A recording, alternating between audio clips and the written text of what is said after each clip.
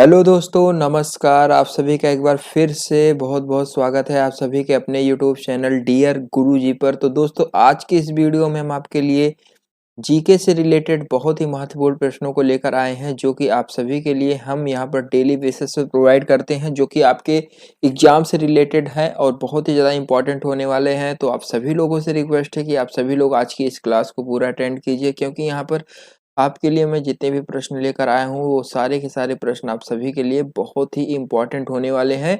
और तो आप सभी लोग यहाँ पर देख सकते हैं, यहाँ पर आपसे क्या प्रश्न पूछा जा रहा है, सभी लोग देखिए और इसका जवाब देने का भी प्रयास कीजिए। बहुत ही इंपॉर्टेंट प्रश्न है दोस्तों। यहाँ पर आपसे बात कर रहा है कि निम्नलिखित में से कौन एक सिंधु घाट सभ्यता के खोजकर्ता थे। सभी लोग देख सकते हैं दोस्तों, यहाँ पर आपसे क्या पूछा जा रहा है कि निम्नलिखित में से कौन सिंधु घाटी सभ्यता के खोजकर्ता थे। तो यहाँ पर आप सभी लोग बताने का प्रयास कीजिए। तो यहाँ पर ABCD 4 ऑप्शंस दिए गए हैं। तो यहाँ पर जो आपका राइट आंसर है वो क्या हो जाएगा। तो दोस्तों, सिंधु घाटी सभ्यता के खोजकर्ता यहाँ पर जो आपका सही ऑप्शन है दयाराम साहनी, ठीक है। और 1921 में जो है इन्होंने सिंधु घाटी सभ्यता की खोज की थी। तो यहाँ पर जितने भी लोग ऑप्शन नंबर बी बता रहे हैं वो लोग यहाँ पर बिल्कुल करेक्ट हो जाएंगे दोस्तों। ऑप्शन नंबर बी यहाँ पर जितने भी लोग का है वो लोग यहाँ पर बिल्कुल राइट हो जाएंगे। चलिए, इसी के साथ हम लोग बढ़ते हैं अपने अगले प्रश्न की तरफ। अगला प्रश्न आपसे पूछा जा रहा है कि जादू जादू टोना और कर्मकांड संबंधी विधान किस वेद से लिए गए हैं। सभी लोग बताने का प्रयास कीजिए कि जादू टोना और कर्मकांड संबंधी जो विधान है वो किस वेद से लिए गए हैं।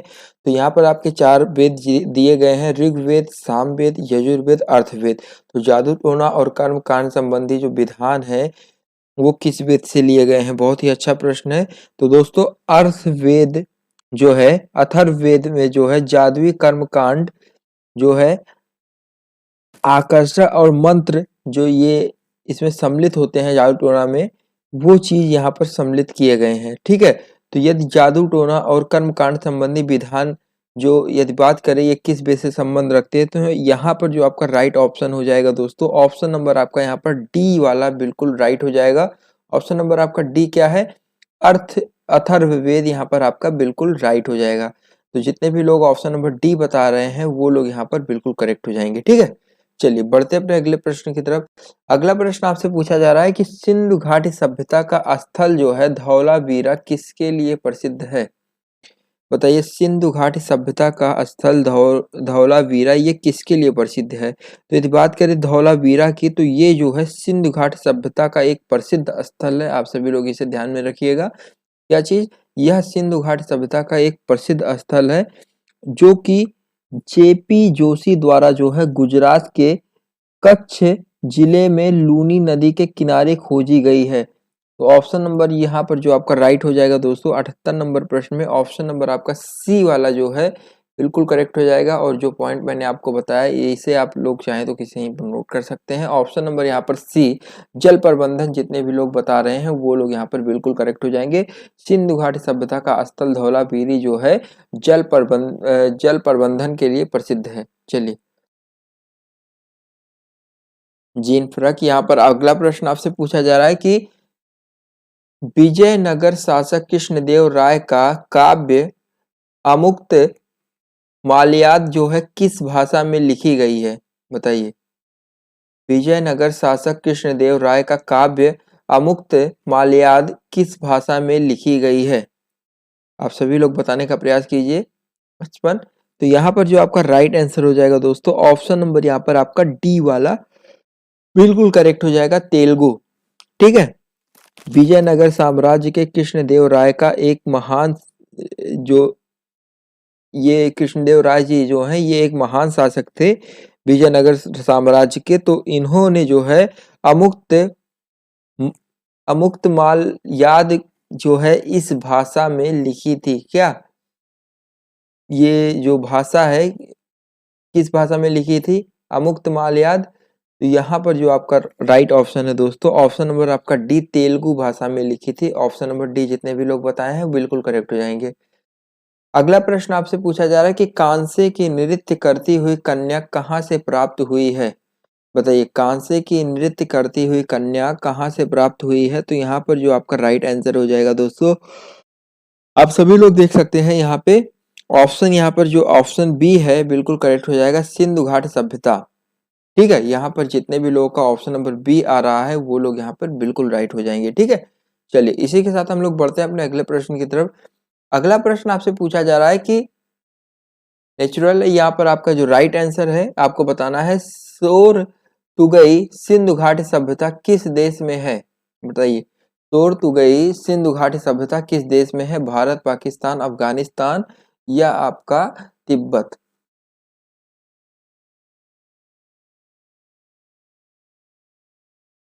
तो दोस्तों यहाँ पर यदि बात करें, यहाँ पर आपका जो राइट ऑप्शन है, ऑप्शन नंबर आपका सी जो है बिल्कुल करेक्ट हो जाएगा।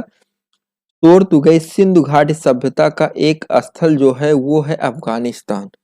ठीक है, ऑप्शन नंबर सी यहाँ पर जितने भी लोग बता रहे हैं वो लोग यहाँ पर बिल्कुल करेक्ट हो जाएंगे। चलिए इसी के साथ हम लोग बढ़ते हैं अपने अगले प्रश्न की तरफ। अगला प्रश्न आपसे पूछा जा रहा है कि मोहनजोदड़ो का स्थानीय नाम क्या था? बताइए, मोहनजोदड़ो का स्थानीय नाम क्या था? रेत का टीला, डेल्टा का टीला या मृतकों का टीला या जीवन का टीला? तो यहाँ पर आपको बताना है कौन सा ऑप्शन यहाँ पर आपका सही हो जाएगा। कोलकाता सिटी। तो रेत का टीला, डेल्टा का टीला या मृतकों का टीला या जीवन का टीला? तो बहुत ही इंपॉर्टेंट है दोस्तों, आप सभी लोग बताने का प्रयास कीजिए। ड्रीम आपका यहाँ पर A B C D 4 options दिए गए हैं, तो यहाँ पर जो आपका राइट ऑप्शन है दोस्तों, ऑप्शन नंबर आपका सी। ठीक है, मृतकों का टीला यहाँ पर बिल्कुल करेक्ट हो जाएगा। ठीक है, नेचुरल नीति। अगला प्रश्न आपसे पूछा जा रहा है कि समझ में आया है? इनमें से कौन सा धातु हड़प्पा सभ्यता में नहीं पाया गया था? बताइए, इनमें से कौन सा धातु हड़प्पा सभ्यता में नहीं पाया गया था? तो सोना, तांबा या चांदी या लोहा? तो आप सभी लोग बताने का प्रयास कीजिए। नेचुरल नीति, यहाँ पर आपका राइट आंसर क्या हो जाएगा? सोना, तांबा, चांदी या लोहा? तो इनमें से कौन सा धातु हड़प्पा सभ्यता में नहीं पाया गया है? तो यहाँ पर दोस्तों आपका जो राइट आंसर हो जाएगा ऑप्शन नंबर आपका डी वाला लोहा, यहाँ पर बिल्कुल करेक्ट हो जाएगा। जितने भी लोगों ने ऑप्शन नंबर डी को बताया है वो लोग यहाँ पर बिल्कुल करेक्ट हो जाएंगे। अगला प्रश्न आपसे पूछा जा रहा है कि निम्नलिखित में से कौन सा वेद प्राचीन है? बहुत ही इंपॉर्टेंट है दोस्तों, 4 वेद हैं आपके भारतीय साहित्य, भारतीय संस्कृति में। जो यहाँ पर जो सबसे प्राचीन इतिहास है, सॉरी प्राचीन वेद है, वो आपका क्या है? ये चीज आपसे पूछा जा रहा है।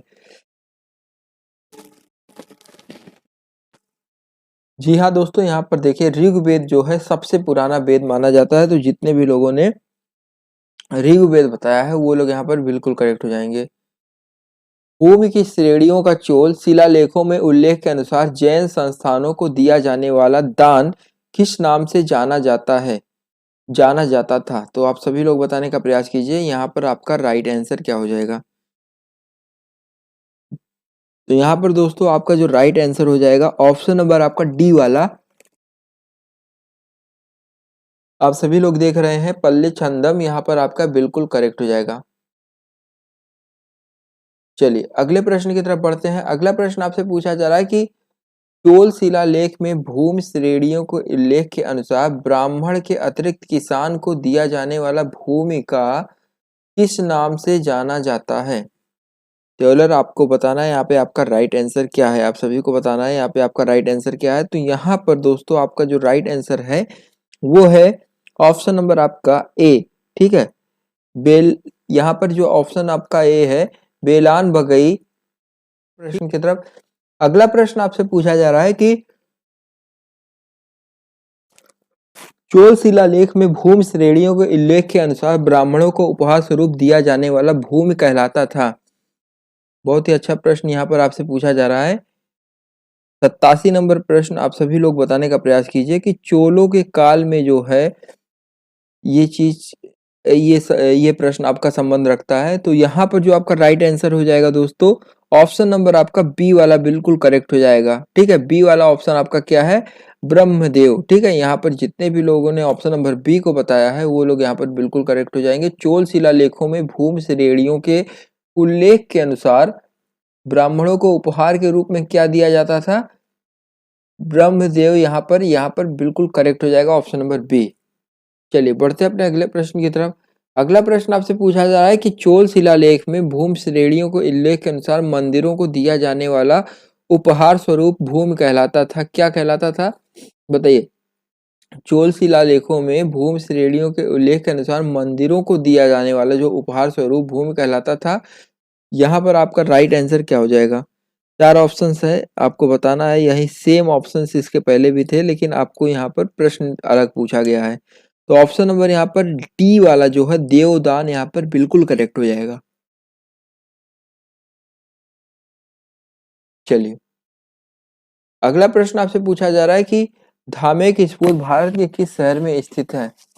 बताइए। धामेक स्फूर्त भारत के किस शहर में स्थित है? पुणे, दिल्ली, वाराणसी या हैदराबाद? तो आपको बताना है यहाँ पे आपका राइट आंसर क्या हो जाएगा। तो दोस्तों यहाँ पर जो आपका राइट आंसर हो जाएगा ऑप्शन नंबर आपका यहाँ पर आप सभी लोग देख सकते हैं सी वाला बिल्कुल करेक्ट हो जाएगा। वाराणसी, जिसे बनारस कहते हैं, पहले क्या कहा जाता था? काशी। अगला प्रश्न आपसे पूछा जा रहा है कि न्याय सूत्र किसने लिखी? बहुत ही अच्छा प्रश्न है और बहुत ही इंपॉर्टेंट है दोस्तों। यहाँ पर न्याय सूत्र की बात करें तो गौतम यहाँ पर आपका बिल्कुल करेक्ट हो जाएगा। न्याय सूत्र जो है गौतम ने लिखा था।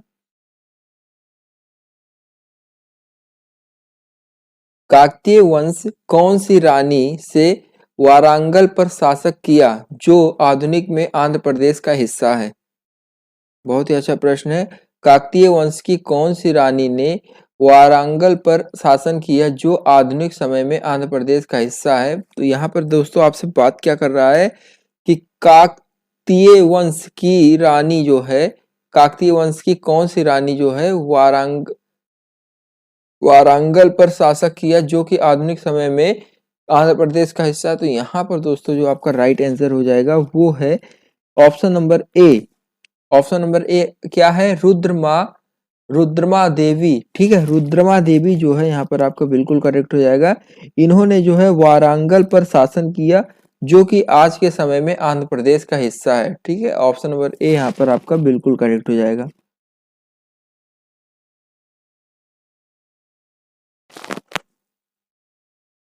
और ये किस वंश की थी? आप सभी लोग क्वेश्चन में देख ही रहे हैं, ये कात्कीय वंश की थी। ठीक है। सांची स्तूप का निर्माण किसके द्वारा किया गया? सांची स्तूप का निर्माण किसके द्वारा किया गया? अकबर, हुमायूं, अशोक, नरसिम्हा? तो सांची स्तूप का निर्माण जो है दोस्तों वो आपका ऑप्शन नंबर सी जो है बिल्कुल करेक्ट हो जाएगा, अशोक। ठीक है। चलिए पहले मैरिज फिर याद है। निम्नलिखित का मिलान करना है। बृहस्पतिश्वर मंदिर, ठीक है, बृहदेश्वर मंदिर, दिलवाड़ा मंदिर, लिंगराज मंदिर, हम्पी। 4 मंदिर इधर आपके दिए गए हैं और दूसरे तरफ ABCD 4 ऑप्शंस दिए गए हैं। तो आपको बताना है कि यहाँ पर जो सही मिलान होगा वो आपका क्या होगा। सभी को अच्छे से दिख रहा है ना? एक बार कमेंट बॉक्स में जरूर बताएं। चलिए आपको मैं बताना चाहूंगा कि चैट सेक्शन में आप लोग बताते चलिए।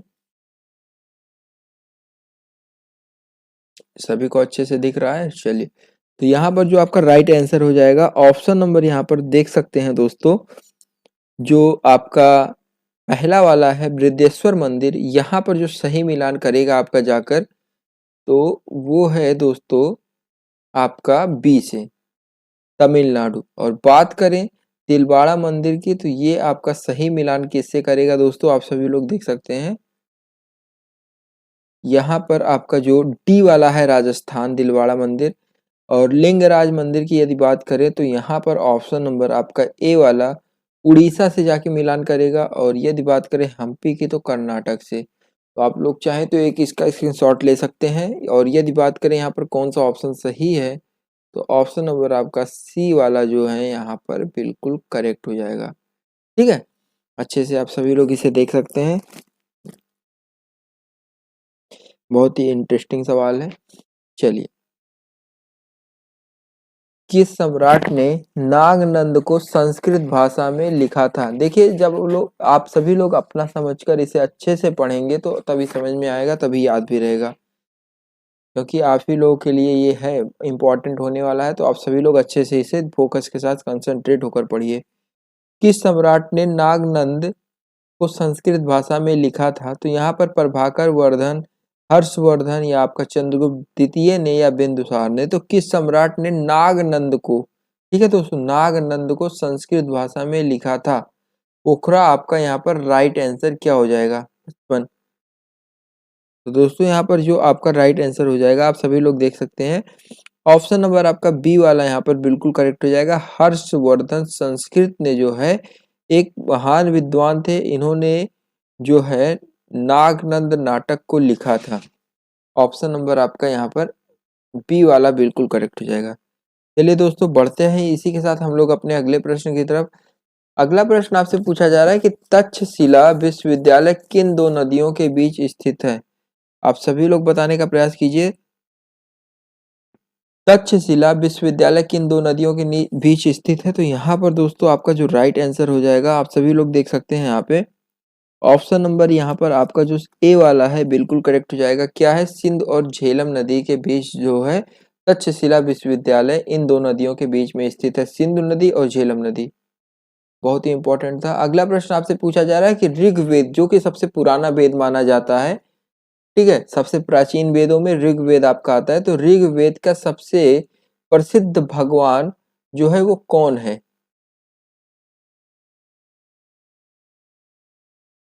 अभी मैंने आपको बताया था कि ऋग्वेद सबसे प्राचीन वेदों में माना जाता है। माना क्या जाता है सबसे प्राचीन वेद की? यदि बात करें ऋग्वेद, अभी कुछ देर पहले मैंने इसको बताया भी था, एक और प्रश्न इसी तरह मिला था। बाकी यहाँ पर जो आपसे बात कर रहा है, ऋग्वेद का सबसे प्रसिद्ध भगवान जो है वो कौन है? इंद्र, अग्नि, पशुपति, विष्णु। तो यहाँ पर देखिए काफी सारे लोग ये सोच रहे हैं कि यहाँ पर इंद्र है। जी हाँ दोस्तों, जितने भी लोगों का ऑप्शन नंबर ए है वो लोग यहाँ पर बिल्कुल करेक्ट हो जाएंगे। चलिए बढ़ते हैं अपने अगले प्रश्न की तरफ। यहाँ आज की इस क्लास में ये आपका लास्ट प्रश्न है, तो आप सभी लोग बताने का प्रयास कीजिए कि भारत में किस भाग में 980 से 1003 ईस्वी तक रानी दिदाता ने शासन किया था? रानी दिदाता, दिद्ददा, सॉरी दोस्तों यहाँ पर गलती से गलत पढ़ दिया। तो यहाँ पर 980 से 1003 मतलब टोटल कितना? 23 साल तक रानी दिद्ददा ने शासन किया था। अवध, कश्मीर, सिंध या बंगाल, भारत के किस भाग में इन्होंने जो है शासन किया था 980 से 1003 ईस्वी तक? बहुत ही इंपॉर्टेंट है। तो दोस्तों यहाँ पर जो आपका राइट आंसर है वो क्या हो जाएगा, आप सभी लोग बताने का प्रयास कीजिए। तो यहाँ पर जो आपका ऑप्शन नंबर बी है कश्मीर, यहाँ पर बिल्कुल करेक्ट हो जाएगा।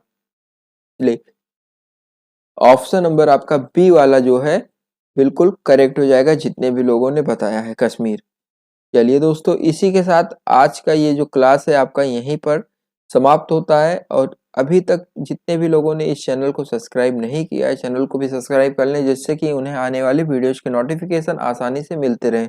तो चलिए दोस्तों मिलते हैं अपने किसी अन्य वीडियो में, तब तक के लिए धन्यवाद। चैनल को सब्सक्राइब जरूर करें, जिससे कि आप सभी को अगला वीडियो देखने के लिए तुरंत नोटिफिकेशन चला जाए। चलिए।